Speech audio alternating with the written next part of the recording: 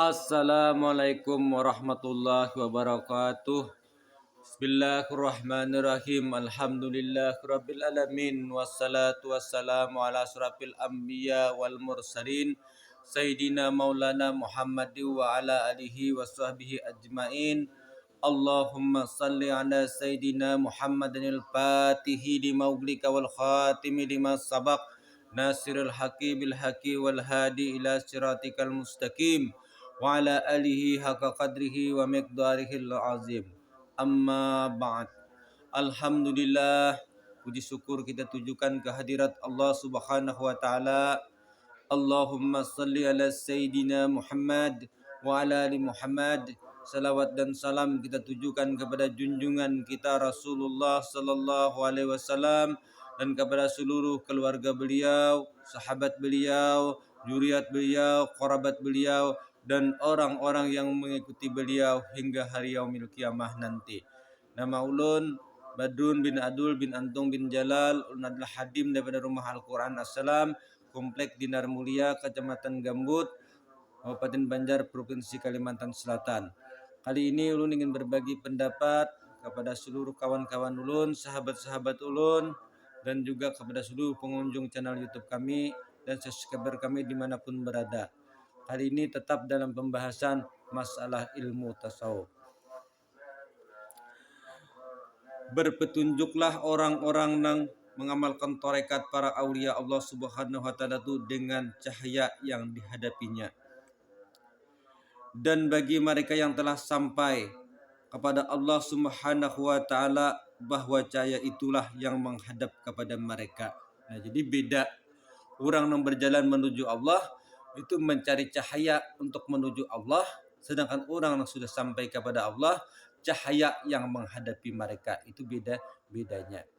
Jadi masih mencari cahaya untuk menuju kepada Allah. Ini orang yang masih berjalan menuju Allah. Sedangkan orang yang sudah sampai kepada Allah, mereka kadang mencari cahaya lagi, tapi cahayalah yang menghadapi mereka. Itu perbedaannya.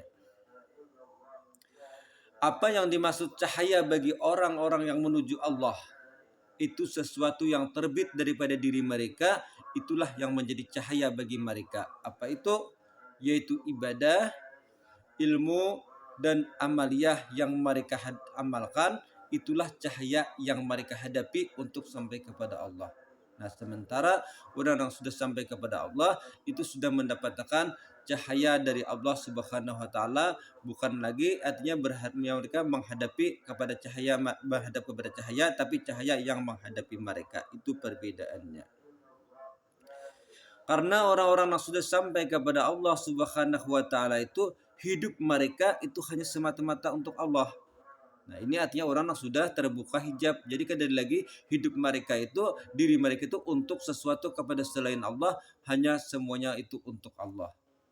Dan orang-orang yang sudah sampai ma'rifatnya kepada Allah, mereka sudah meninggalkan ahli dunia yang sedang bermain-main tentang dunia itu. Nah, jadi sudah adat peduli lagi, kadang menggaduhi lagi dengan ahli dunia yang sibuk bermain-main tentang dunianya, hanya sibuk berhadap-hadapan dengan Allah, asyik bersuhud kepada Allah Subhanahu wa taala, memandang Allah dengan hatinya dan batinnya, sehingga kadang lagi ia berhajat kepada ahli dunia untuk bermain-main tentang dunia bersama ahli dunia tersebut.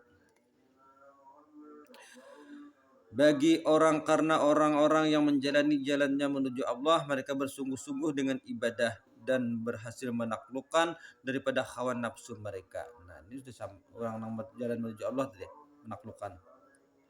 Tetapi mereka yang belum sampai kepada Allah Subhanahu wa taala, belum sampai lagi kepada Allah taala, masih dalam perjalanan, orang ini banyak menemukan gangguan dan berjumpa dengan kebendaan-kebendaan. Nah, ini jadi banyak halangan-halangan dan kebendaan-kebendaan yang menyertainya. Jadi kada kawainya tuh sampai kepada Tuhan, karena ada terus gangguan, ada ulang benda-benda yang menyertainya, yang membuat inya tuh kada kawa berjalan sampai kepada Tuhan.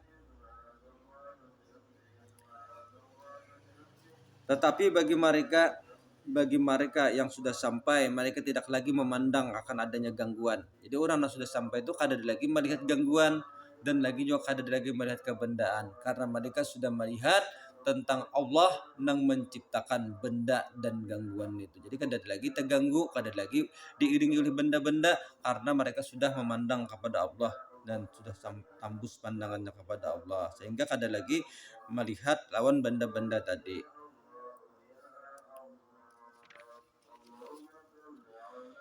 Maka seorang yang mengamalkan tarekat ini hendaklah bersungguh-sungguh ia meneliti akan batinnya dan kerusakan daripada dirinya. Nah, jadi orang mengaji tarekat tadi, orang mengaji tarekat dan mengamalkan tarekat tujuannya untuk sampai ke hadrat Allah.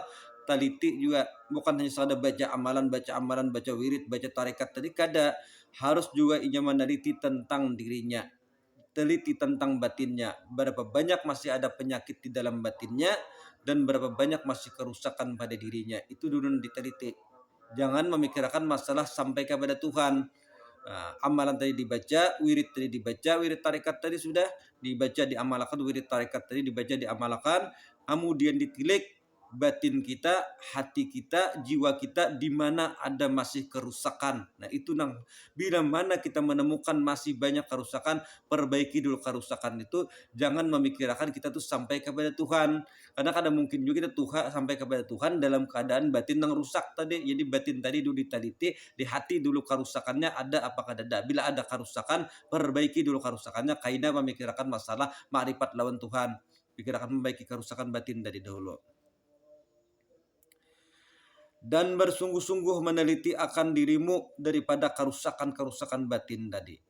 Bila mana engkau menemukan segala bermacam penyakit kerusakan batin seperti riya, ujub, sum'ah, takabur dan sebagainya, maka hendaklah engkau mengobati dulu nang itu. Jangan engkau memikirkan masalah makrifat, dan jangan engkau memikirkan tentang masalah rahasia-rahasia ketuhanan, dan jangan engkau memikirkan tentang masalah segala laduni dan segala macamnya. Itu dulu diobati. Apabila sudah sembuh daripada penyakit tadi, segala penyakit batin sudah sembuh, barulah engkau berpikir menembuskan pandanganmu daripada hijab yang telah mendinding engkau dengan Allah. Nah, hanya memikirkan kayak apa pulang menembus dinding nih supaya kawa sampai kepada Allah. Itu kaina nomor 2, mikirkan itu, pikirkan dulu urusan kerusakan batin tadi. Ada kada kerusakan batin? Bila masih ada kerusakan batin, itu duduk obati. Kaina memikirkan masalah nak urusan makrifat segala laduni, segala karamat tu kaina, tu urusan kaina. Jangan pikirkan dulu urusan kerusakan batin tadi. Bila sudah urusan kerusakan batin tadi sudah diobati, nah sudah diobati, misalnya kerusakan batin sudah diobati, wirid sudah istiqamah diamalkan.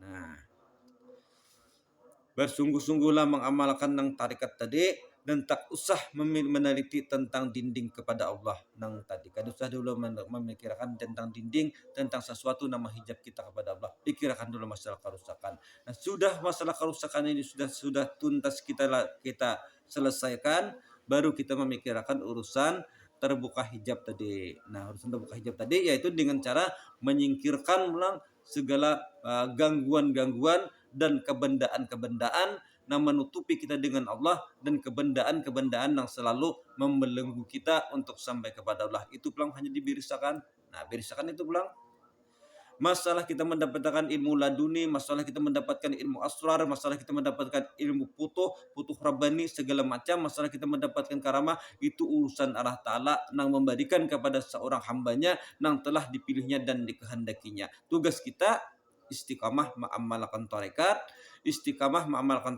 dan berusaha meneliti kerusakan batin kita, dan berusaha menghilangkan daripada segala gangguan-gangguan yang mengganggu kita, dan juga berusaha menghilangkan kebendaan-kebendaan yang meliputi hati kita dan meliputi kehidupan kita, sehingga kada lagi terlihat nang demikian itu.